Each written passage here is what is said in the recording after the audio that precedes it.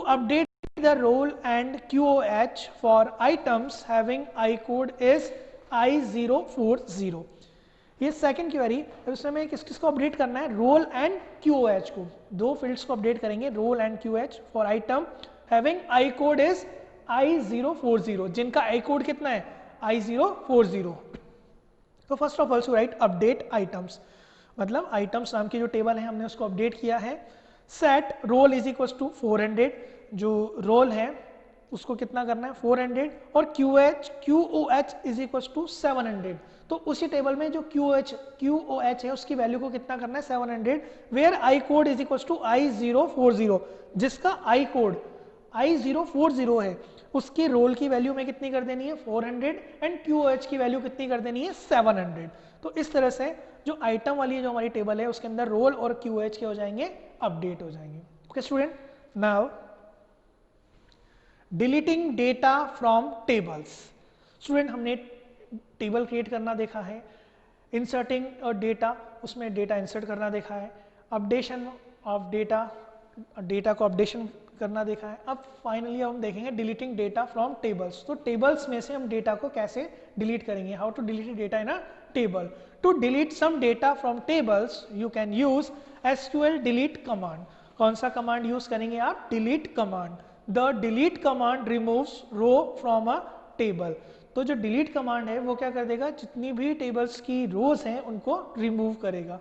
To remove the tuples from employ table that have gross means salary column है, इसको हम gross बोल रहे हैं, less than 2200 the following command is used.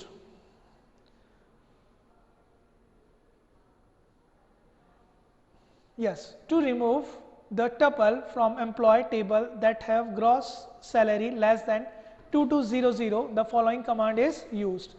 delete from employee, आपको क्या करना है, डिलीट करना है कहाँ से, डेटा को एम्प्लॉय टेबल जो है उसमें से डेटा को डिलीट करना है. और क्या कंडीशन है, where gross is less than 2200. तो जिसकी भी सैलरी 2200 से कम है उसका डेटा को आपको क्या करना है, डिलीट करना है. तो पर्टिकुलर उस टेबल में से आपका ये जो डेटा है जिसकी सैलरी 2200 से कम है वो क्या हो जाएगा, डिलीट हो जाएगा. Okay, if you specify no condition with where then all the rows of the table will be deleted. यदि आपने यहाँ पर्टिकुलर कोई कंडीशन नहीं दी है, मीन्स टेबल में जितने भी रिकॉर्ड्स हैं वो सब रिकॉर्ड्स क्या हो जाएंगे, डिलीट हो जाएंगे. To remove all the constraints of item table you use the command delete from items. Means particular item नाम से जो टेबल है डेटाबेस में उसके जितने भी रिकॉर्ड्स हैं वो सारे रिकॉर्ड्स हो जाएंगे, डिलीट हो जाएंगे. Student, now next is altering tables. अब हम क्या करेंगे, पर्टिकुलर हमारी टेबल को अल्टर करेंगे. अल्टर कमांड के थ्रू जितने भी हमारी वैल्यूज हैं उन सबको हम क्या करेंगे, पर्टिकुलर कोई कॉलम है उस कॉलम को भी हम क्या कर सकते हैं, अल्टर कर सकते हैं. जैसे आपने किसी कॉलम का नेम दे दिया फर्स्ट, आप नेम दिखना भूल गए तो आप क्या करेंगे, अल्टर कमांड के थ्रू उस कॉलम को क्या कर देंगे, अल्टर कर देंगे फर्स्ट नेम से. Let's see, the alter table commands is used to change definition of existing table. It is used to add columns to a table. Sometimes it is used to delete columns or change their size. Alter table command is used to add a column, add कर सकते हैं column को, to add an integrity or to redefine a column. To redefine a column. Data type, size or default value. You can use alter table for adding column as follows. कैसे use करोगे, first of all you write alter table, फिर table का name, add column name, column का name add करोगे, data type, size and फिर name use करेंगे. Let's see an example. To add a new column, telephone number of type integer in table employ. तो employ नाम की एक table है उसके अंदर आप क्या ऐड करना चाहते हैं, टेलीफोन नंबर कॉलम. कैसे करेंगे, let's see. First of all you write alter table employ, then add tel number मतलब टेलीफोन नंबर इंटीजर. तो इस तरह से जो आपकी डेटाबेस की टेबल है उसमें एक कॉलम ऐड हो जाएगा जिसका नेम होगा tel number. Okay student, now To modify existing columns of table, alter table command can be used according to following syntax. तो आप क्या कर रहे हैं कि पहले से ही कोई कॉलम है उसको आप क्या करना चाह रहे हैं, अल्टर करेंगे, तो उसके लिए आप सिंटैक्स यूज करेंगे alter table table name, modify क्या यूज करेंगे, मॉडिफाई कीवर्ड। जबकि अगर कोई कॉलम आपको उसमें टेबल में ऐड करना है तो मॉडिफाई की जगह आप क्या यूज करते थे, ऐड यूज करेंगे। बट अभी हमें क्या करना है, जो एग्जिस्टिंग रिकॉर्ड है उसी को ही अल्टर करना है, तो उसके लिए हम यूज कर रहे हैं modify column name, new data type, new size, first after column. To modify column job of table employee to have new width of 30 characters. First of all you write alter table employee modify job care 30। तो आपने क्या कर दिया, जो job आपका field name है या attribute name है, कॉलम नेम है, उसकी जो साइज है उसको आपने कितना कर दिया है, 30 कर दिया है। Sometime you may need to change the name of one of column. For this you can use change keyword of alter table command as per following syntax। यदि पहले से ही कोई कॉलम है या एट्रीब्यूट है, उसको आपको उसके नेम को आपको चेंज करना है, तो आप मॉडिफाई की जगह किस कीवर्ड का यूज करेंगे, चेंज कीवर्ड का। Alter table change column old column name new column name and column definition. Let's see an example, alter table customers change first name varchar 20। तो क्या हो गया, पहले आपने जो नेम दिया था कॉलम का वो था फर्स्ट अंडरस्कोर नेम, पर अब उसका नेम चेंज हो गया, क्या हो जाएगा, फर्स्ट नेम, डायरेक्ट अंडरस्कोर क्या हो जाएगा, रिमूव हो जाएगा। तो इस तरह से आप क्या कर सकते हैं, अल्टर कमांड के थ्रू ऐड कर सकते हैं, मॉडिफाई कर सकते हैं और वैल्यू को चेंज कर सकते हैं। Now next is dropping tables. Delete, जब भी आप टेबल को डिलीट करते हैं यूजिंग डिलीट कमांड, तो उसमें टेबल डिलीट नहीं होती, पर्टिकुलर उसका जो डेटा होता है वो डेटा डिलीट होता है, उसका जो स्ट्रक्चर होता है टेबल का वो डेटाबेस में प्रेजेंट होता है। तो यदि पर्टिकुलर हमें उस टेबल को परमानेंटली डेटाबेस से रिमूव करना है, तो उसके लिए आप यूज करेंगे dropping tables. The drop table command of SQL let's you drop a table from the database. तो डेटाबेस में से टेबल को रिमूव करने के लिए यूज करेंगे drop keyword. The syntax for using a drop table command is, first of all you write drop keyword then table name if exist table name. To drop a table items you need to write drop table and table ka name, means drop table items. Here items is a table name. Once this command is given, the table name is no longer recognized and no more commands can be given on that object. The if exist clause of drop table first checks whether the given table exists in the database or not. If it does, then it drop the mentioned table from the database. Drop table if exist players.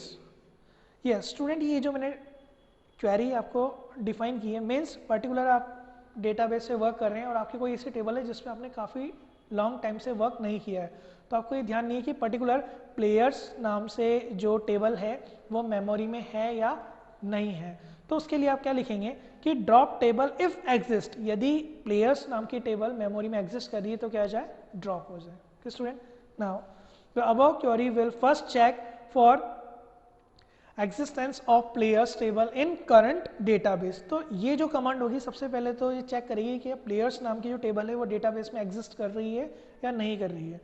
If it exist, यदि exist कर रही है, then it will be dropped from the database. तो ये क्या हो जाएगी, database से ड्रॉप हो जाएगी। Okay student, SQL joins. Now next topic is SQL join. SQL joins means particular आपको डिफरेंट टेबल्स को आपस में ज्वाइन करके और डेटा को फेच करना होता है। अभी हमने देखा था, जितनी भी हमने कमांड्स देखी वो सब हमने सिंगल टेबल पे अप्लाई की है। अब हम क्या करेंगे, मल्टीपल टेबल्स पे कमांड्स अप्लाई करेंगे और डिफरेंट टेबल से डिफरेंट डेटा को फेच करेंगे इन अ सिंगल व्यू, एक ही व्यू में। तो उसके लिए हम यूज करते हैं join, SQL joins. An SQL join is a query that fetch the data from two or more table whose records are joined with one another based on a condition. The common syntax for getting join of two or more table is select field list from table 1, table 2, table 3 and so on, where join condition from the tables. Let's see an example. MySQL prompt पे आपने लिखा select ename LOC from EMPL and department. तो here EMPL and department table name यहाँ हमने 2 tables लिए, first EMPL and second is DEPT, और इन दोनों tables में से हमें क्या सेलेक्ट करना है, ई-नेम एंड लोकेशन. ई-नेम डिफाइन करना है एंड लोकेशन डिस्प्ले करना, दोनों डिस्प्ले करने हैं. Where ename is equals to Anoop, और एक कंडीशन भी दे रखी है कि सिर्फ वही ई-नेम और लोकेशन डिस्प्ले होनी चाहिए जिसका नेम क्या हो, अनूप हो. And EMPL.DEPTNO is equals to DEPT.DEPTNO. तो जब भी आप जॉइंट्स यूज करेंगे तो दोनों टेबल्स में से एक टेबल क्या होना, एक कॉलम क्या होना चाहिए, कॉमन होना चाहिए, जिसमें एक टेबल के लिए तो प्राइमरी की होगा जबकि दूसरी में क्या हो जाएगा, वो जो कैंडिडेट की हो जाएगा, हो जाएगा. तो इन दोनों में डिपार्टमेंट नंबर क्या है, कॉमन है. तो हम ऐसे लिखेंगे, जब भी हम इस तरह से हम टेबल को ज्वाइन कराते हैं, सबसे पहले हम फर्स्ट टेबल का नेम लिखेंगे EMPL.DEPTNO, डिपार्टमेंट नंबर जो फर्स्ट टेबल का प्राइमरी की है उसका लिखा, इज इक्वल टू हमने लिखा सेकंड टेबल का नेम DEPT.DEPTNO, इस टेबल में जो कॉमन प्राइमरी की है, दोनों से अब क्या हो गया, ये ज्वाइन हो गया. ठीक है, तो इस तरह से आप दोनों टेबल से क्या कर सकते हैं, डेटा को फेच कर सकते हैं. कि student now there can be many type of joins possible. अभी डिफरेंट टाइप की जॉइनिंग्स हैं, वो कौन कौन सी है, let's see one by one. First is Cartesian product. An SQL join query without any join condition result all the record of join with all the records of the other table. It is also known as a cross join.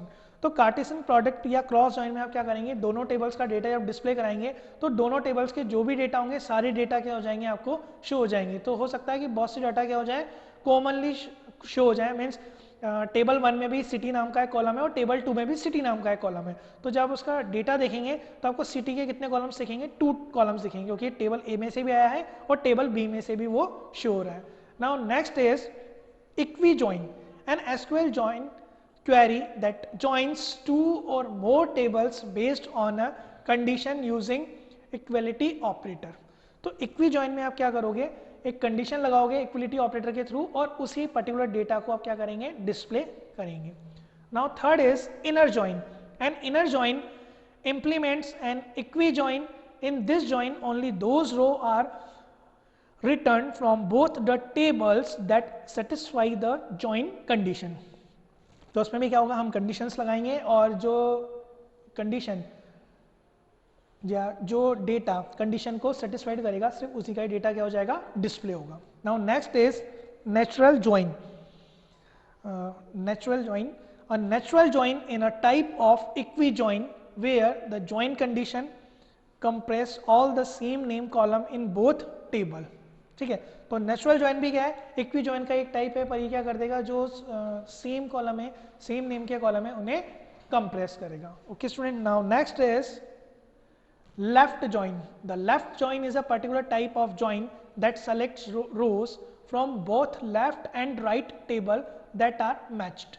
तो left join में क्या करेंगे, दो tables लेंगे left and right और दोनों tables के columns क्या हो जाएंगे, दोनों टेबल्स के कॉलम्स को मैच कराएंगे. Plus all rows from the left table table A even with no matching rows found in the right table table B. तो क्या होगा, पर्टिकुलर टेबल्स ए बी से जो डेटा मैच नहीं होगा वो डेटा आपको शो नहीं होगा. जस्ट इसका अपोजिट क्या होगा, right join. The right join is a particular type of join that select rows from both left and right table. तो दोनों टेबल्स में हम क्या करेंगे, इसको अप्लाई करेंगे, that are matched plus all rows from the right table even with no match row found in the left table. पर जो टेबल बी का जितना भी डेटा है वो सारा डेटा तो आपको शो होगा चाहे वो टेबल ए से मैच हो या ना हो. पहले तो मैचिंग डेटा दिखाएगा, मैचिंग बी और दो टेबल हो गई, टेबल नंबर बी और टेबल नंबर ए, दोनों को मैच किया, जो मैच हो गया डेटा वो डेटा तो शो हो गया, बट जो डेटा मैच नहीं हुआ टेबल बी का वो भी शो हो जाएगा. ओके स्टूडेंट, और जस्ट इसका अपोजिट किसमें हो जाता है, लेफ्ट जॉइन में, उसमें टेबल ए का जो डेटा है वो शो हो जाएगा, बाकी मैचिंग डेटा तो दोनों का शो होगा। Now next is indexes in database. अब एक तरीका होता है डेटाबेस से डेटा को फाइंड करने का, index value. An index is a data structure maintained by a database that help it find records within a table more quickly। तो यूजिंग इंडेक्सिंग, इंडेक्सिंग के थ्रू आप क्या कर सकते हैं, आपका जो डेटा होता है उसको फास्टली एक्सेस कर सकते हैं। An index stores the stored ordered value within the index field and their location in the actual table. An index in a database is also a table, a database structure which stores arranged value of one or more columns in a specific order। तो indexes के through आप क्या कर सकते हैं, particular data को easily fetch कर सकते हैं। Now MySQL also provide commands to create indexes in a database। MySQL provides two way to create indexes। First, create index at the time of table creation। Yes student, जब आप table create करेंगे उस time पे आप क्या कर सकते हैं, इंडेक्स यूज कर सकते हैं, इंडेक्स बना सकते हैं। Second is create index on an already existing table, या पहले से ही कोई टेबल एग्जिस्ट हो रही है उस टाइम पे भी आप क्या कर सकते हैं, अपने इंडेक्स को क्रिएट कर सकते हैं। Now first method, create index at the time of table creation. Now first create table players. Here create table is a keyword, ठीक है, और players is a table name. Now player are no integer not null, तो player number, ठीक है, player no means player number, तो ये first column name है, integer value लेगा, और नॉट नल मीन्स आप इसकी वैल्यू ब्लैंक नहीं रख सकते। सेकंड, नेम केयर 15 नॉट नल, तो इसकी भी वैल्यू आप क्या कर सकते हैं, खाली नहीं रख सकते हैं। डीओबी डेट, तो डीओबी की जो वैल्यू है या जो डेटा टाइप है वो क्या है, डेट। जेंडर केयर 1 नॉट नल, इसको भी आप क्या कर सकते हैं, ब्लैंक नहीं रख सकते हैं। Address varchar 100 not null, phone केयर 15, टीम एनो केयर 4 नॉट नल।